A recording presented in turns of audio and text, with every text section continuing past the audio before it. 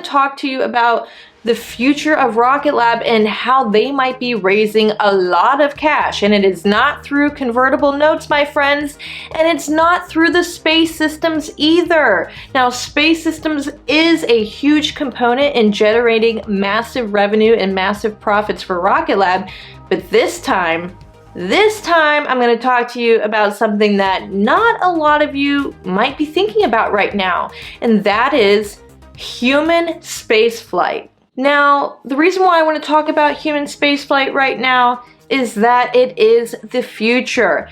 And also, as you know, right now, SpaceX pretty much has a monopoly with its Crew Dragon 2 capsule. And I think that Rocket Lab, once they get Neutron going, once they get their capsule built, I think they're going to be a huge competitor against SpaceX. Now, I'm not saying they're going to be, generating the same revenue right away as SpaceX, but I do want to go into some numbers with you, so be sure to stay tuned for the entire video, because I think that the numbers that I'm going to pitch to you are going to completely blow your mind, because they sure blew my mind when I ran these numbers. So you're definitely going to want to see this. Now, first off, we need to talk about how is Rocket Lab going to achieve this, right? Now, they have successfully launched their Electron rocket over 40 times. Right, so they're great for a track record with success. Now, all they have to do is prove a successful track record with Neutron. And they're definitely going to need to have a successful track record with Neutron before even thinking about implementing humans into the picture. So my projection for this, my thoughts on this, are that human spaceflight might not be happening for, could be a good 5 years at least. I mean, think about it. They have to first show that Neutron is viable. It has to be successful with launches and coming back and show its reusability. On top of that, Neutron has to show it can handle the payload capacities capable of carrying humans to orbit, which it is designed and built to do it. So we shouldn't have a problem there. But it still needs to be tested. Another thing that Neutron needs to prove is that, well, it's gonna be, good to carry humans. I mean, it needs to show a track record. Neutron can't just be flown twice and then, hey, let's throw a capsule on, let's send some humans up. No, we need to show that Neutron can make it there and back many, many, many times before we can think about putting humans on it, right? Okay, so that's why I'm saying, okay, please don't take this and run with it and think it's happening right out the gate as soon as Neutron is deployed. This scenario could be 5 years down the road, could be 8 years down the road. They have a lot they have to do, but this is what I want to show you. This is the good stuff here. Let's get to the meaty part of things. First off, is Neutron capable of it? And how much are they capable of doing? When you compare it to SpaceX's Falcon 9 and their Crew Dragon 2 capsule. So what we're gonna do is we're gonna look at side-by-side specs and see, can Rocket Lab's Neutron rocket, the medium lift rocket, can it carry astronauts to space? And if so, how many? Okay, because that's gonna be an important number. So, mind you, this is speculation, but this is thoroughly researched, and we aren't going to know the exact specs of a human spaceflight capsule for Rocket Lab till they release it to us. So these are simply possibilities, but the possibilities could be very real. Falcon 9 by SpaceX has a payload to lower Earth orbit of 22,000 kilograms, otherwise 50,265 pounds, which that's quite a lot. Let's check out an example of a capsule that will send humans to space. Here we have the Crew Dragon capsule by SpaceX. This capsule here by SpaceX is basically the only thing that carries humans to lower Earth orbit from the United States. So this is quite a feat. As we see here, the launch to payload mass is about 6,000 kilograms or 13,228 pounds. Right, so Neutron is capable of carrying 13,000 kilograms to lower Earth orbit. So in other words, it's capable of carrying over 28,700 pounds to lower Earth orbit.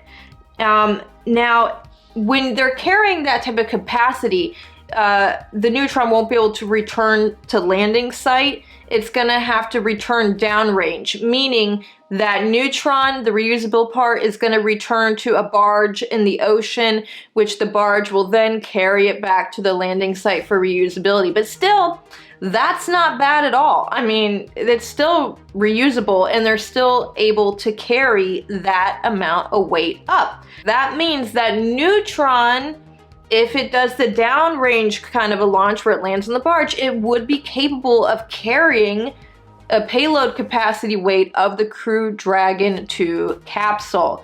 Now, the Crew Dragon 2 capsule carries 4 astronauts. Keep the number 4 in mind. I'm not saying that Neutron's capsule is capable of carrying 4, but I would like to see it carry 4, so let's see how they carry it forward. No pun intended. Now, to get to the real part of the story, I want to talk to you about revenue.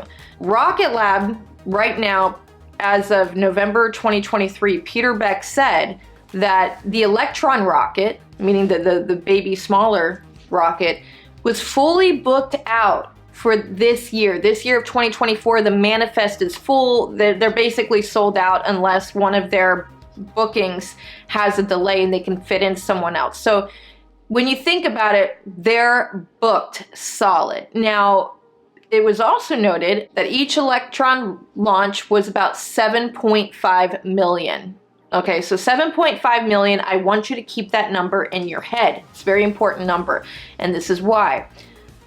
NASA paid about $50 to $60 million per seat for an astronaut to go to the ISS station. Yeah, 50 to 60 million per seat. Now, Electron generates, their cost is about 7.5 million for a whole entire launch. That is a huge difference, people. That's a huge difference in pricing, isn't it? Pricing and offering. And right now, SpaceX pretty much has a monopoly on it in the United States. So I want to go further into this with you. Space Systems revenue, right, has been in like the 60s of million. One seat could bring in Space Systems revenue. One seat. I mean, that's insane right now. Now imagine 4 seats. So here's the difference. Let's be conservative. Let's say Rocket Lab doesn't sell it for 50 to 60 million a seat. Let's say they want to be competitive and they're going for 40 million a seat. So 40 million a seat on Rocket Lab capsule to go somewhere like the ISS station, lower Earth orbit, maybe the new orbital reef or something, whatever they got going up there. Let's say they need to send someone up, $40 million a seat, okay? Let's say they just send one person up, $40 million. So that would be a 471% increase in revenue over the $7.5 million Electron launch. So launching one person would bring in 471% more than launching one Electron rocket. Now, if we were to launch 4 people up into space with a Rocket Lab human spaceflight capsule at $40 million a seat, we would bring in over 2,185% more than what one Electron launch could bring in. Over 2,185%. So you would be bringing in $160 million to launch 4 crewed members on Neutron compared to 7.5 million with Electron. Folks, those are big numbers. Those are big numbers for a big rocket. Those are exciting numbers, actually. Now, it gets even more exciting when I bring open this other topic. So, NASA has a budget, as you all know. Now, for the year of 2024, NASA's official budget is about $25.3 billion. Now, here's an interesting tidbit. Some of you may know it, some of you may not know it. But NASA, 50% of NASA's budget goes to human spaceflight. 50%, that's half!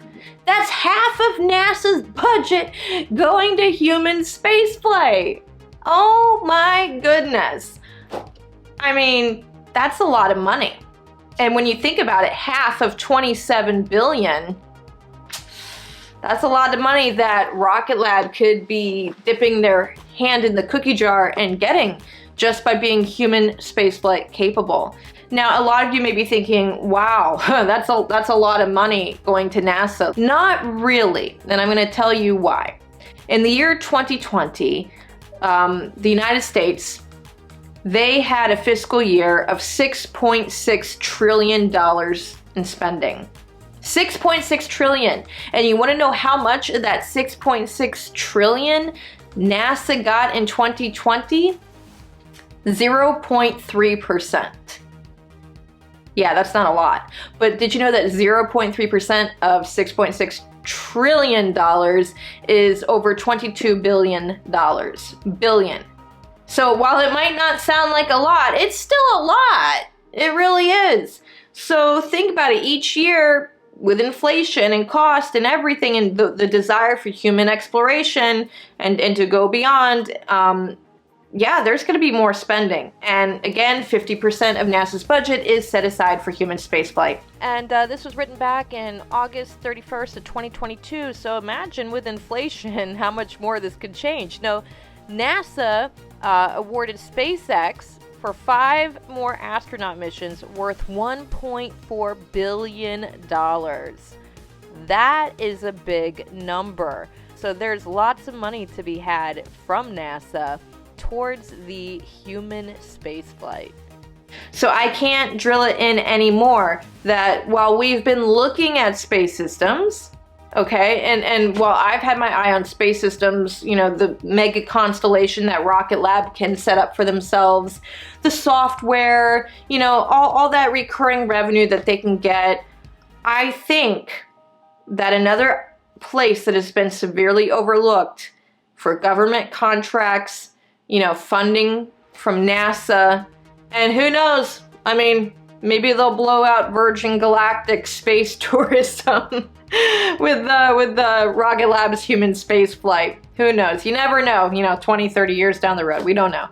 But let me tell you what, human space flight, severely underrated, overlooked, you know, massive revenue potential. And right now, SpaceX has monopoly on it, but not for long, because Rocket Lab is coming, and Rocket Lab is definitely going to be surprising people. I really believe they have this plan for human spaceflight. They've only teased it a little bit, but let's go take a look at Rocket Lab's website, and I'm gonna show you some key points that they have that are hidden, but available for us to find, that prove and point to the fact that Rocket Lab is getting ready to compete with SpaceX for human spaceflight and exploration. So let's go take a look at that. Now, when you go on Rocket Lab's website under Launch and Reusability, under Neutron, we find that the future of space will include human space exploration beyond Earth's orbit, and to meet those demands, Rocket Lab is building Neutron to launch fast, frequently, and affordably to deliver those missions. And again, when you go under Launch and Neutron on Rocket Lab's website, directly under Neutron's features, it specifically states that it is designed for human spaceflight. So with all that in mind, I really think that human spaceflight for Rocket Lab is going to bring in huge amounts of revenue, huge amounts of grants and funding, and I really, really think that this is going to be huge. Once Rocket Lab announces that they are in fact building a capsule for Neutron, I'm telling you, it's going to be good. It's going to be really good, because that's going to tell me right there that they're getting ready to bring on some massive amounts of revenue coming in. Massive amounts. You know, if they can prove that Neutron is in fact safe and viable for human space flight, well then folks, this stock, this Rocket Lab stock that you own or you might be thinking about owning, you should definitely hang on to it because its value is going to go through the roof once it is capable of human space flight. So keep that in mind. It's not just the space systems, but I want us to keep watching for not just reusability, but also for the human space flight capability with a capsule. So we will keep our eyes on that. I hope Rocket Lab releases some more information soon about updates on how they're thinking about utilizing Neutron for human spaceflight. But until then, you'll just have to wait and visit for Rocket Lab Saturday next weekend. And be sure to follow me on Twitter under the handle StockTrekGirl, where there I go over lots of things such as Rocket Lab and as well as other stocks such as eVTOLs and aerospace stocks. And stay tuned if you want to see more videos on Rocket Lab or electric vertical takeoff and landing vehicles like Joby Aviation, Lilium, Archer, and many, many, many more. So if you are a space and finance enthusiast, you've come to the right place. And be sure to hit the like button so that YouTube shares this with other like-minded individuals that have a love and passion for everything space. And until next time, as always, invest long and prosper.